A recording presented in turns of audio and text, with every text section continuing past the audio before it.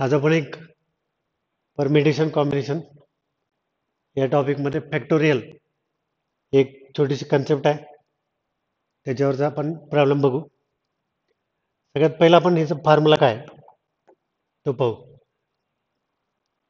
Question बघा पहिल्यांदा. 61 factorial minus 60 factorial upon 59 factorial. तर आता मी एक घेतो solution. 61 factorial minus 60 factorial upon 59 factorial.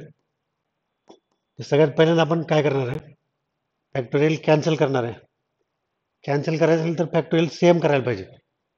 आता आपल्याकडे असा एक फॉर्म्युला आहे, n factorial is equal to n into n minus one factorial.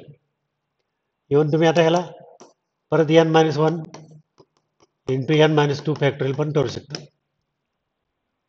एनला n into n minus one करता येते फॅक्टोरियल, परत एन मायनस वनला n minus one into n minus two, अशा पद्धतीने सिम्प्लिफाय करू. आता मी काय करतो, 59 सर्वात कमी आहे. 61, 60 आणि 59 या तिघाला पण 59 पर्यंत कन्वर्ट करू.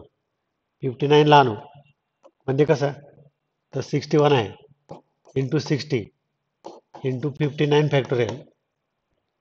61 घ्यायचं, मायनस वन करायचं, 60 होत आहे, परत मायनस वन, 59 फॅक्टोरियल. आपल्याला इथेच थांबायचं.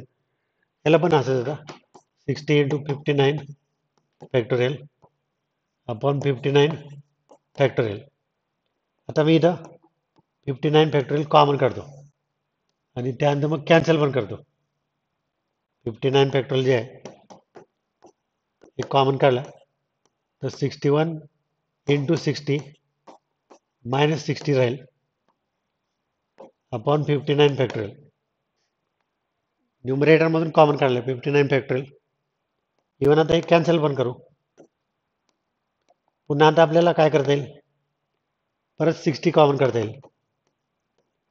60 कॉमन काढलं, हे 60 आहे, तर ब्रॅकेटमध्ये 61 मायनस वन राहील म्हणजे 60 इंटू 60,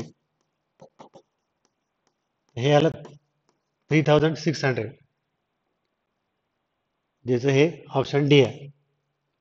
अशा पद्धतीने आपण सिम्प्लिफाय केलं. म्हणजे थोडक्यात काय, तर 61ला 59 पर्यंत मिनिमाइज करा, 60ला 59 पर्यंत मिनिमाइज करा, 59 फॅक्टोरियल कॉमन काढून कॅन्सल करा. त्यानंतर मग बाकीचं सिम्प्लिफिकेशन तुम्ही कसे करू शकता. 60 ओनली 60 कॉमन काढून ब्रॅकेटमध्ये 61 मायनस वन, ते पण 60 आहे, 60 इंटू 60 3600, हे त्याचं आन्सर.